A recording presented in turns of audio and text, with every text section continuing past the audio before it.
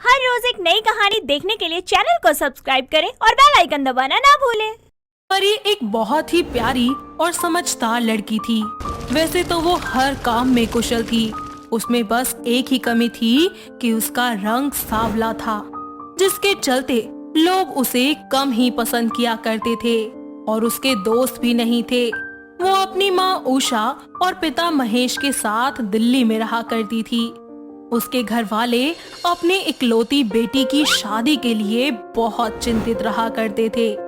उसके लिए रिश्ते तो बहुत आते थे, पर उसके सांवले रंग को देखकर हर कोई ना कह दिया करता था, जिसके चलते परी निराश रहा करती थी।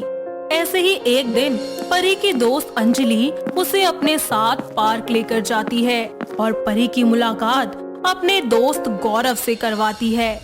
अंजलि उन दोनों का आपस में इंट्रो करवाती है। गौरव परी को देखकर पहली ही नजर में उसे पसंद कर लेता है। यूं ही बातों में दोनों अच्छे दोस्त बन जाते हैं और दोनों अपना नंबर भी एक्सचेंज कर लेते हैं और उसके पास जाकर बोलता है, Hey, I'm Gaurav. Hello, I am परी। Wow, what a beautiful name you have. Do you really think so? Yeah, I mean आपका नाम आपकी पर्सनालिटी को सूट करता है। कहीं ये मेरे रंग का मजाक तो नहीं उड़ा रहा? मतलब क्या है आपका? आप मुझे गलत मत समझिए। मैं किसी को खुश करने के लिए बातें नहीं बोलता, वही बोलता हूँ जो मुझे ठीक लगती है और जो सच है। दोनों का बातों और मुलाकातों का सिलसिला भी शुरू हो जाता है। दोनों कभी पार्क में मिलते तो कभी रेस्टोरेंट में। परी को गौरव की कंपनी बहुत ही अच्छी लगने लगी थी। वो उसे दिल ही दिल में चाहने लगी थी और गौरव भी उसको अपनी जिंदगी में लाना चाहता था। ऐसे ही एक दिन गौरव परी से कहता है, परी, आपको पता है मैं जिस चीज को हासिल करना चाहता हूँ उसे हासिल करके रहता हूँ, पर ना जाने क्यों मुझे बहुत डर लगता है। अगर मैं एक चीज को हासिल नहीं कर पाया तो मेरा क्या होगा। पर वो चीज है क्या जिसे हासिल करने से आप डरते हैं? आप? जी मैं? जी आप। मैं बता नहीं सकता कि मैं कितना प्यार करने लगा हूँ आपसे। आप सच बोल रहे हैं ना? कोई मजाक तो नहीं कर रहे ना मेरे साथ? कहीं ऐसा ना हो कि आप मुझे पहले ख्वाबों की दुनिया में ले जाएं और फिर मेरा साथ ही छोड़ जाएं। आपको मैंने बताया था ना कि मैं वही बोलता हूँ जो सच होता है, और ये बिल्कुल सच है। आपको पता है मैं भी आपसे बहुत प्यार करने लगी हूँ, बट मैंने कभी आपको कहा नहीं क्योंकि मुझे लगता था कि आपको एक सुंदर, स्टाइलिश और अच्छी लड़की चाहिए होगी। मेरे जैसी तो बिल्कुल भी नहीं। ये आप क्या कह रही हैं? ऐसा कुछ भी नहीं है।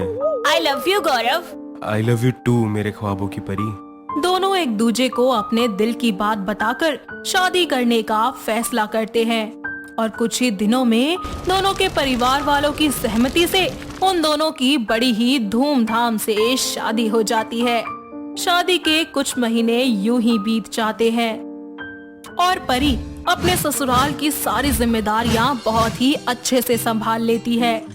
लेकिन उसके सांवले रंग की वजह से उसकी सास सविता उसे कुछ खास पसंद नहीं करती थी, क्योंकि उसकी सास की सारी सहेलियों की बहुएं इतनी ज्यादा खूबसूरत और स्टाइलिश जो थी। इसीलिए वो परी को देखकर हमेशा ही गुस्सा करती रहती थी और उसे खरी खोटी सुनाने का कोई मौका अपने हाथ से नहीं जाने देती थी। लेकिन परी अपनी सास को कभी भी कुछ नहीं बोलती थी। ऐसे ही एक दिन, आज हमें मेरी सहेली रीना के घर पे जाना है, तो तू जल्दी से तैयार हो जाइयो, समझी? जी ठीक है माँ जी। और हाँ, जरा ढंग से तैयार हो ना। और हाँ, ये अपना जो काला सा जो तेरा चेहरा है ना, इसको छुपाने के लिए अच्छा सा मेकअप कर लियो ऊपर, और अच्छी सी साड़ी पहन लेना। हाँ माँ जी, आप हमेशा ही मुझे मेरे रंग को लेकर क्यों कोसती है? मैं आपकी बहू हूँ, आपकी बेटी समान हूँ, फिर भी आप मेरे साथ ऐसा करती हैं। अरे अभी तो मैंने कुछ कहा ही कहाँ है। अगर कहने पर आ गई ना तो तू इस घर के बाहर भीख मांगती हुई नजर आएगी। चुपचाप जाकर तैयार हो जा, नासपीटी कहीं की। परी दुखी होकर वहाँ से चली जाती है। कुछ देर बाद तैयार होकर नीचे आती है और दोनों सास बहू अपने घर से निकल जाती हैं। थोड़ी देर बाद वो दोनों रीना के घर पहुँचती है। दोनों सहेलियां एक दूजे को कसकर गले लगाती है। तभी सविता बोलती है, कैसी बहन है तू?